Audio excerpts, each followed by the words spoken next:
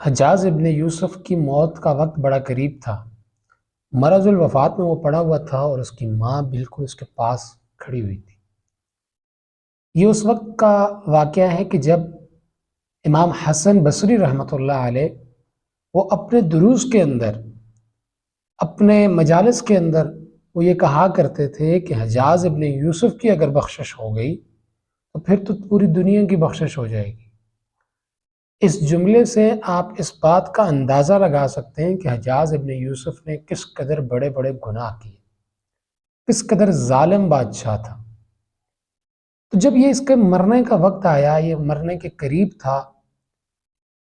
اور یہ بیماری کی حالت میں لیٹا ہوا تھا، تو اس کی ماں اس کے پاس کھڑی تھی۔ اس کی ماں نے حجاز ابن یوسف سے پوچھا کہ بیٹا، تم نے زندگی تو بڑی عالیشان گزار لی، اب نہ جانے آخرت میں تمہارے ساتھ کیا ہوگا، نہ معلوم اللہ رب العزت تمہاری بخشش کریں گے یا تمہاری بخشش نہیں ہوگی۔ حجاز ابن یوسف نے آگے سے جو الفاظ کہے وہ بڑے قیمتی الفاظ تھے۔ ان الفاظوں کی خبر جب امام حسن بصری رحمۃ اللہ علیہ کو ہوئی تو آپ نے اپنی مجالس میں کہنے والے جملے کو چھوڑ دیا۔ وہ انتہائی ایمان افروز الفاظ تھے، وہ انتہائی دل کو کھینچنے والے الفاظ تھے۔ حجاز ابن یوسف نے ماں سے کہا کہ ماں، وہاں پر تو نہ جانے اللہ تعالیٰ بخشش کرتے ہیں نہیں کرتے، وہ تو اس جہان کی بات ہے کہ جب میں اللہ تعالیٰ کے سامنے پیش ہوں گا تو نہ جانے اللہ تعالیٰ میرے ساتھ کیا فیصلہ کرتے ہیں، لیکن اس دنیا میں تو میری ماں ہے، میں تجھ سے ایک سوال کرتا ہوں کہ اللہ رب العزت نے کل قیامت کے دن اگر میرا معاملہ تیرے سپرد کر دیا کہ تو ماں ہے اس کی اور اس کے ساتھ جو چاہے سلوک تو کر سکتی ہے، تو چاہے تو اس کو جنت میں بھیج سکتی ہے، تو چاہے تو اس کو جہنم میں بھیج سکتی ہے، بتا ماں تیرا کیا فیصلہ ہوگا میرے بارے میں؟ تو حجاز ابن یوسف کی ماں رو پڑی اور کہنے لگی، بیٹا مجھے معلوم ہے تو نے بڑے ظلم کیے ہیں، لوگوں کے گھروں کو اجاڑا ہے، تو نے ایسا کوئی ظلم چھوڑا نہیں ہے جو لوگوں پہ نہ کیا ہو، لیکن میں تو تیری ماں ہوں، اگر اللہ رب العزت تیرا معاملہ میرے سپرد کر دیں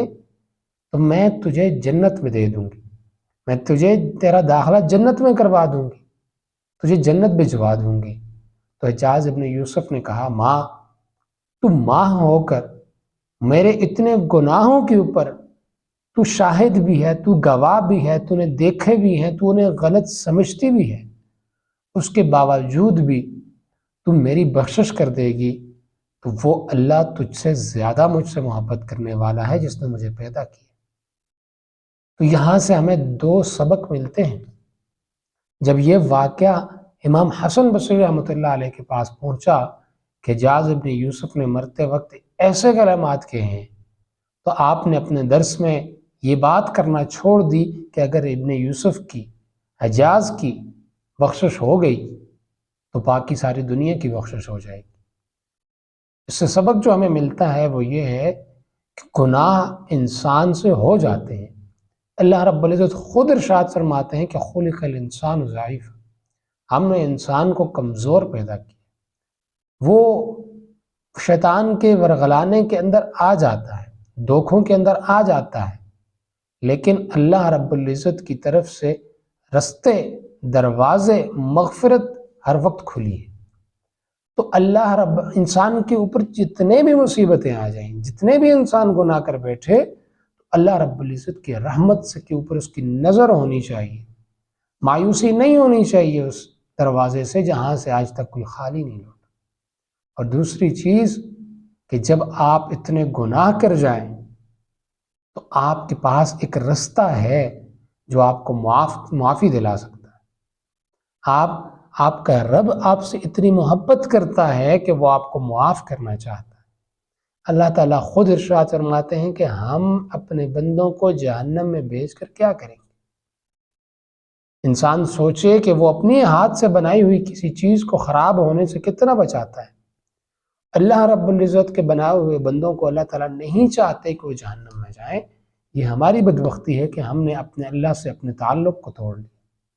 اپنے اللہ سے اپنے تعلق کو جوڑیں، محبتوں کے تعلقات کو قائم کریں اور اللہ رب العزت کی رحمت سے مایوس نہ ہو، ہمیشہ اللہ رب العزت کی رحمت پر نظر ہو اور ساتھ میں اللہ تعالیٰ کے عذاب کا ڈر بھی ہو، کیونکہ جہاں وہ رحیم ہے، کریم ہے، وہیں پر وہ جبار بھی ہے، قہار بھی ہے۔ اللہ تعالیٰ اپنے غصے سے، اپنی ناراضگی سے ہمیں بچائے اور اپنی محبت کے دامن میں ہمیں لپیٹ لے۔